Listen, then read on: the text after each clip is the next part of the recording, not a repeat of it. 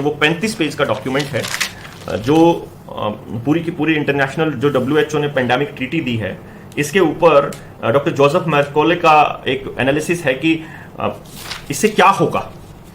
दो चीजें हैं, आपको कंप्लीट पूरी तरह से मोटे तौर पर मैं बता दूं, इसकी बैटरी भी खत्म होने वाली है,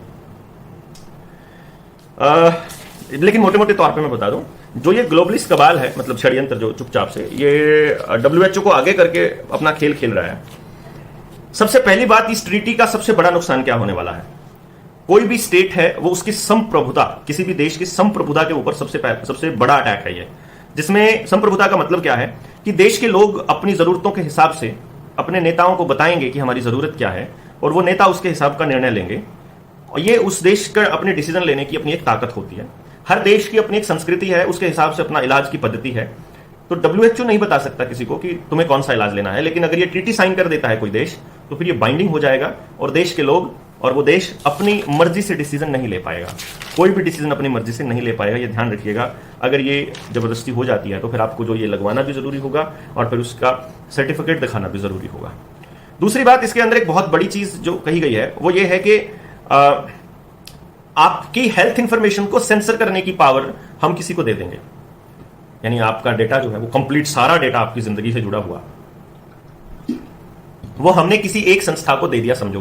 और प्राइवेट इंस्टीट्यूशंस हैं ये जिनको हम दे रहे हैं। आधार का डेटा भी प्राइवेट कंपनी के पास है, जो आपका ये जो सर्टिफिकेट आपका बन रहा है ये भी प्राइवेट कंपनी के पास है, इसका भी मेंटेनेंस।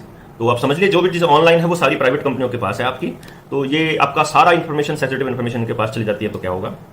दूसरी बात, इसके अंदर एक कमाल की बात है कि अगर मान लीजिए आपके डॉक्टर ने कोई फरमान जारी किया है, उससे आपको कोई नुकसान हो जाता है, तो उसकी तो जिम्मेदारी है डॉक्टर की। लेकिन अगर WHO कोई फरमान जारी करता है और उससे अगर मान लो किसी को कुछ हो जाता है, तो किसी की जिम्मेदारी नहीं है। क्यों नहीं है? क्योंकि WHO को डिप्लोमेटिक इम्यूनिटी मिली हुई है। तो WHO के किसी भी अधिकारी के ऊपर कोई भी देश, कोई भी मुल्क कोई कार्रवाई नहीं कर पाएगा। तो ये एक कितनी खतरनाक पॉइंट है, ये आप समझते हैं इसमें कितना बड़ा खेल है। अगली बात आपको बताएं कि WHO का सबसे बड़ा फंडर कौन है? Bill Gates. यूनाइटेड नेशंस सबसे बड़ा फंडिंग, मतलब सबसे बड़ी फंडिंग यूनाइटेड स्टेट से आती है, अमेरिका से मतलब। दूसरे नंबर पे ये आती है, बिल गेट्स आता है। तीसरे नंबर पे लेकिन गावी क्या है? जो ये वैक्सीन्स बनाती हैं, वो कंपनी रिसर्च का सारा काम करता है। गावी और बिल गेट्स का जो टोटल जो डोनेशन है, जो टोटल कंट्रीब्यूशन है, जो टोटल फंडिंग है WHO को जाती है, वो दुनिया में सबसे ज्यादा है। यानी कि इनडायरेक्टली बिल गेट्स सबसे बड़ा फंडर है WHO का। रॉकफेलर फाउंडेशन भी है, और रॉकफेलर फाउंडेशन तो ड्रग्स माफिया है पूरी तरह से, इसको तो सबको मालूम ही है। तो एक ये बहुत बड़ी चीज है। इवेंट 201 के बारे में आपने पढ़ा होगा, उसकी फंडिंग भी बिल गेट्स ने ही की थी। और जो एक और चीज थी, न्यूक्लियर थ्रेट इनिशिएटिव एक्सरसाइज, ये इसको फंडिंग देने वाला भी अपना बिल गेट्स ही था। तो मैंने बहुत डिटेल में मैं इसकी गया था, 35 पेज की हमने ये डिटेल एक डॉक्यूमेंट तैयार किया था। और इसके ऊपर ट्रेनिंग के दौरान तो डिस्कशन किया जा सकता है, और वीडियो के माध्यम से हम बताएंगे तो सारा कुछ उड़ जाएगा, इसमें तो बता ही नहीं सकते हैं। इसमें द पल्स जो चैनल है उसके जो मार्टिनो ने लिया था, शबनम पालिस मोहम्मद, जो वर्ल्ड काउंसिल फॉर हेल्थ की स्टीयरिंग कमेटी की मेंबर है, उनका इंटरव्यू लिया। और जब उन्होंने बताया कि ये जो ट्रीटी है ये क्या है, सबसे पहले उन्होंने बताया कि ये ट्रीटी सबसे पहली बात तो इनवैलिड और अनलॉफुल है। मैं मोटे मोटे तौर पे बता देता हूं। वर्ल्ड काउंसिल फॉर हेल्थ में जो मेंबर, स्टीयरिंग कमेटी में जो मेंबर थी, उन्होंने ये बताया। उसके बाद इन्होंने इसके बारे में बताया कि अल्टीमेट पावर ग्रैब जो है वो WHO के पास चली जाएगी, सबसे बड़ी पावर वही हो जाएगा। फिर किसी मुल्क के पास कुछ नहीं बचेगा और आप तो कुछ कर ही नहीं पाएंगे। और जो ये सर्टिफिकेट था ना, पहला सर्टिफिकेट दिखाओगे तो बस में जा पाओगे, इधर जा पाओगे, वहां जा पाओगे। इसको लगाने, इसको दोबारा से थोपने की बारी आने वाली है, आपको दोबारा से थोपा जाएगा। और इसके बाद ऊपर कुछ सिटीजन्स ने कुछ बोला है, मैं आपको बता देता हूं। WHO ऑफिशियल ने अभी ओटावा में बोला है अपने सिटीजन्स को कि भाई अभी ये मत समझो कि महामारी जा चुकी है, अभी तो फार फ्रॉम ओवर है, अभी तो बहुत दिन चलेगी ये। तो ये उन्होंने बताया था, ये इसको मतलब। अच्छा, दूसरी बात, यूनाइटेड ट्राइब्स ऑफ न्यूजीलैंड ने इस ट्रीटी को बिल्कुल पूरी तरह से खंडन कर दिया है। मैं इसको जब पढ़ रहा था तो मुझे बहुत अच्छा लग रहा था। इस पूरी की पूरी लाइन को समझोगे तो उन लोगों ने अपनी मीटिंग के अंदर पूरा प्रस्ताव पास करके, जैसे हम ग्राम सभा का करते हैं, ऐसे यूनाइटेड ट्राइब्स ने अपना प्रस्ताव पास करके बोला कि जो हमारा प्रधानमंत्री है वो एक तरह से बिका हुआ है और उनके हाथों में खेल रहा है, तो हम उसको अपनी पावर नहीं देते डिसीजन लेने की, और हम कलेक्टिवली तुम्हें फरमान जारी करते हैं कि हम ये नहीं मानेंगे। तो मुझे आइडिया आया कि हमारी जो खाप पंचायतें हैं और हमारे जो और संगठन है और ग्राम सभाएं हैं, उनको ये काम अब करना पड़ेगा कि इस ट्रीटी के बारे में मैंडेट बनाए हम लोग। तो इसके लिए बहुत जल्दी हम निकलेंगे लोगों का समर्थन लेने के लिए। और दूसरा अगला जो पॉइंट था, this treaty would create the global censorship over the health information. Global censorship, इसमें यही तो है ना। आप देखिए जो आरोग्य सेतु ऐप थी वो क्या करती थी, आप कहां जाते हो कहां नहीं जाते हो उस पूरी की इंफॉर्मेशन इकट्ठी करके देती थी, इतने लोग इकट्ठे रहे। या आपकी लोकेशन को, आपकी ट्रैवल हिस्ट्री को जज करने के लिए था, कहां से आए हो कहां जा रहे हो, पूरा ऑनलाइन रजिस्ट्रेशन करोगे तो दूसरे स्टेट में जाओगे। ये पूरा गेम प्लान था आपकी आजादी को सरेंडर करने में। आप खुद से सरेंडर कर दो ताकि खुद से ऑफिशियली।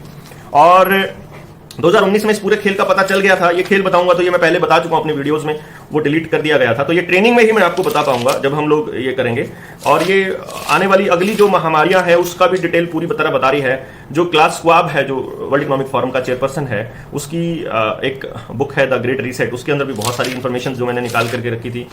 और रियल में अगर आप इन सारे डॉक्यूमेंट्स को देखते हो तो आपके पैरों तले की जमीन खिसक जाएगी। आपकी नौकरी, आपका पैसा, आपकी प्रॉपर्टी, ऐसा लगेगा जो आप कर रहे हो ना, it is all wastage of time. किसी काम नहीं आने वाला है, किसी भी काम नहीं आने वाला है। हम अपने बच्चों को बिल्कुल अपनी आंखों के सामने और अपने हाथों से नरक की आग में झोंक रहे हैं, अगर पूरी तरह से समझो तो इस पूरी कहानी को। यही कारण है कि हम लोग अपनी तरफ से जितना हो सकता है जागरूकता के लिए काम कर ही रहे हैं, क्योंकि आने वाले वक्त में जब ये जबरदस्तियां करने लगेंगी तो हमारे पास कम से कम अपने शहर में 50-100 लोग ऐसे होने चाहिए कि एक आदमी के साथ जबरदस्ती हो रही हो तो बाकी के 49 लोग भाग करके उसके पास जाकर उसको बचा सकें वो जबरदस्ती से। तो एक तरह से सोचने वाले, एक फ्रीक्वेंसी पर सोचने वाले लोगों को एक दूसरे के साथ टच में रहना बहुत जरूरी है और उनके साथ संगठित रहना बहुत जरूरी है। कल को आपकी जरूरतें एक दूसरे के साथ ही पूरी करनी पड़ेंगी। ये दौर 2030 तक नहीं रुकने वाला है। तो मेरे दोस्तों, ये कानून ऐसे ऐसे आएंगे कि आपके घर का सारा लोहा, सोना, चांदी, जितनी धातु है वो सरकार के पास चली जाए, आपका पैसा सरकारों के पास जाए। श्रीलंका का जो फूड क्राइसिस है वैसा ही फूड क्राइसिस भारत में भी लाया जाएगा। रोज की रोज पेट्रोल डीजल के दाम बढ़ने वाला जो सिलसिला है ये उसी का एक षड्यंत्र का हिस्सा है। ये कोई अंतरराष्ट्रीय कानून, कहीं पर कोई गड़बड़ नहीं हो रखी है, मैं आपको बताऊं, इट इज ऑल प्लान्ड। आप देखिए कि किसान को बर्बाद किया जाएगा। अभी देखिएगा, किसान की सरसों एमएसपी से ज्यादा खरीदी गई, अब की बार गेहूं भी एमएसपी से ज्यादा खरीदा जाएगा। और ये साबित किया जाएगा कि देखो वो कानून थे ना, प्राइवेट प्लेयर्स ज्यादा में खरीदते हैं, और वो कानून जो थे वो बहुत सही थे। एफसीआई को बर्बाद किया जा रहा है। 2.5 लाख मीट्रिक टन से 40 लाख मीट्रिक टन पर स्टॉक आ गया है। तो भारत में अगर कभी पैसे की, उसकी फूड की जरूरत पड़े, अगर मान लो भुखमरी आ जाए, अब की बार मान लीजिए लोगों के पास पैसा ना रहे खाना खरीदने के लिए, आप एकदम से गेहूं का रेट इतना हो जाए, एकदम से उनका रेट हो जाए। पहले तो हम ये कहते थे कि इन कानूनों की वजह से हो रहा है, बट अब कह देंगे हम युद्ध की वजह से हुआ, पूरे वर्ल्ड में इस बीमारी की वजह से हुआ, या कह देंगे कि ये इसकी वजह से हो रहा है जो श्रीलंका में हो रहा है, या फिर फूड क्राइसिस ऐसे आ जाता है फॉर एग्जांपल। तो आपके पास पैसा बचा नहीं है और एफसीआई के पास अनाज नहीं है, तो फिर प्राइवेट प्लेयर्स के पास रहेगा। प्राइवेट प्लेयर्स आपकी जमीन को ले लेंगे। इनको जमीन चाहिए अब की बार और कुछ नहीं। सारे रिसोर्सेज पे कब्जा कर चुके हैं, कोयले पे ये कब्जा कर चुके हैं, बांध पे ये कब्जा कर चुके हैं, पहाड़ों पे ये कर चुके हैं, रोड पे ये कर चुके हैं, रेलवे पे ये कर चुके हैं, ऑर्डिनेंस फैक्ट्रियों पे ये कर चुके हैं, हेल बेल सेल, मतलब स्टील अथॉरिटी ऑफ इंडिया पे देख लो, चाहे हैवी इलेक्ट्रिक अप्लायंसेस पे देख लो, आप चाहे आप बीएसएनएल पे देख लो, HPCL, BPCL, LIC, railway, banking, सबको ये कब्जे में कर चुके हैं। तो मतलब ये हुआ कि आपको केवल इतना सा ही तो करना है इन्होंने कि जब हमारा फूड प्रोडक्शन बंद हो जाए, हमारे फूड क्राइसिस आ जाए, तो तभी अपने इशारे पर चलाने लगे हमको। और उसके बाद फिर ये जो ट्रीटी है, फिर ये नए एक्ट हैं हेल्थ के से रिलेटेड, और फिर जबरदस्ती हमारे क्रिमिनल आइडेंटिफिकेशन वाले हैं। तो हम लोग किसी भी कीमत पर बचने वालों में से तो नहीं दिखता मुझे। इन्होंने पहले से ही डिटेंशन सेंटर्स भी बनाए हुए हैं, और इनके साक्षी महाराज बोल चुका है कि 2024 में चुनाव नहीं होंगे। और अभी अभी एक डिक्लेयर किया है उसने, कहा वो मैं अभी लिख रहा था उसको, क्योंकि हंगरी में जो विक्टर ऑर्बन है उसने बोल दिया कि महामारी का दौर है, इससे निपटना तो पड़ेगा ही और ये लंबी चलेगी, इसलिए जब तक मैं जीऊंगा मैं प्रधानमंत्री होऊंगा। तो हंगरी में ये एग्जाम्पल हो चुका है। और फिर 29 मार्च को शंघाई में 2.5 करोड़ आबादी वाला जो शंघाई है उसको इन्होंने पूरी तरह से जाम कर दिया है, लॉकडाउन कर दिया है, ताकि लोग जो बाकी के लोग हैं बाकी मुल्कों में वो भी मेंटली तैयार हो जाएं अगले लॉकडाउन के लिए। तो ये पूरा का पूरा, इसको कैसे समझोगे आप? अपने आसपास के लोगों को जैसे ये मत कहिए कि लोग समझने को तैयार नहीं होते हैं, हमने बहुत समझाया लेकिन भक्त बने हुए हैं। नहीं, जो लोग भक्त बने हुए हैं उनको नहीं समझ में आएगा, उनको जाने दीजिए। शहर में उन लोगों को ढूंढिए जो आपकी फ्रीक्वेंसी पे बैठे हुए हैं, उनसे कांटेक्ट रखिए, क्योंकि आपको जरूरत उनकी पड़ने वाली है। फिर वो जो भक्त बने हुए हैं उनको भी जिस दिन समझ में आएगा वो भी दौड़े दौड़े आपके पास ही आएंगे, वो कहीं नहीं जाने वाले हैं। उनको जिस दिन अकल आएगी, उनको पता होगा कि ये इन लोगों ने ये चीजें पहले बता दी थी। फूड क्राइसिस आने वाला है, इसमें आने से पहले हमने बता दिया था। जिस तरह से आगरा है, मतलब अलायंस बनाया था जो ग्रीन रेवोल्यूशंस इन अफ्रीका, जो एग्रीकल्चर रेवोल्यूशंस के लिए था, जो बिल गेट्स ने अफ्रीका के अंदर किया कि हम अफ्रीका की भूखमरी को मिटा देंगे 2021 तक, और 2021 में उसकी जो भूखमरी है वो 1.5 गुना हो गई थी। ये मैं कब से बोल रहा हूं कि भाई ये जहां जहां जाएगा सब कुछ खत्म करता जाएगा, और फिलैंथ्रोपी की आड़ में ये सारा गंद फैला रहा है। लोगों को लग रहा है कि ये बचाने चला है लोगों को। पोलियो की जो आपके बच्चों को पिलाई गई थी उसकी भी सच्चाई हमारे पास इस डॉक्यूमेंट में पड़ी हुई है, लेकिन यहां बोलते हैं तो वीडियो डिलीट कर देते हैं अगर सच्चाई बताते हैं तो। ये मिस इन्फॉर्मेशन कहते हैं उसको। आपके पड़ोस में अगर किसी को कुछ हो जाए इस बूटी की वजह से और आप उसको फेसबुक पे लिख दो तो आपको 1 महीने के लिए बैन कर देंगे ये लोग कि तुम झूठ फैला रहे हो। सामने से हो रहा है और हमें मालूम है कि इसकी वजह से हो रहा है, लेकिन फिर भी हम बोल नहीं पाते। ये इस तरह का समाज बना रहे हैं, हम बोल नहीं पाएंगे। अभी क्या हो रहा है कि अभी तो ये साइट्स इनके मालिकों की, ये मालिक इसके वर्ल्ड इकोनॉमिक फोरम के मेंबर हैं। अब ये साइट्स मान लो साइट्स ना हो, हम इंटरनेट चला देंगे। अब इंटरनेट को भी ये लोग सेंसर करने वाले हैं। साइबर अटैक आके आपके बैंक एकदम से पूरी तरह से खत्म हो जाए और आपका इंटरनेट पे अटैक होकर ये कह दें कि अब इंटरनेट भी सेंसर होगा, अब इंटरनेट भी हमारी मर्जी से चलेगा, जैसे चाइना में चल रहा है। चाइना का एग्जांपल इन लोगों ने लेकर आना है, social credit system, digital currency है, और ये साइबर अटैक टाइप का, युद्ध, महामारी, food crisis, it's all planned. तो ये जो चीजें हैं, आप राजीव दीक्षित भाई का वो जो वर्ल्ड ट्रेड ऑर्गेनाइजेशंस वाले जो वीडियोस हैं उनको जरूर देखिए, और पता चलेगा कि उन्होंने बताया हुआ है कि युद्ध अभी हो रहा है। सुनील ने मुझे बताया था, मैं भी सुनूंगा उसको, मैं नहीं सुन पाया था, लेकिन अब मैं सुनूंगा उनको डिटेल में। हालांकि मेरे पास वक्त थोड़ा सा कम बचता है, लेकिन बड़ी बात यह है दोस्तों कि आप अपने जैसे लोगों को ढूंढिए। अपने जैसे लोग अगर आपको मिल जाते हैं तो उनको संगठित करके उनके साथ संख्या बढ़ाइए।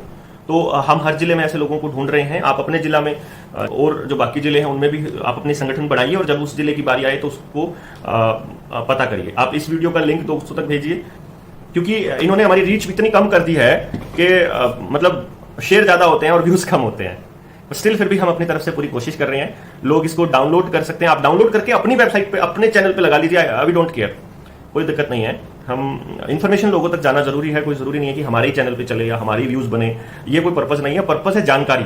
आप ये जानकारियां इकट्ठा करके आप अपने दूसरे दोस्तों तक पहुंचा दीजिए, लेकिन पहुंचानी पड़ेगी उस हिसाब से कि वो हमें सुन ले, वो जान ले इन चीजों को। बिना जाने बात बनेगी नहीं। फिर भी अपनी तरफ से कोशिश हमारी जारी है।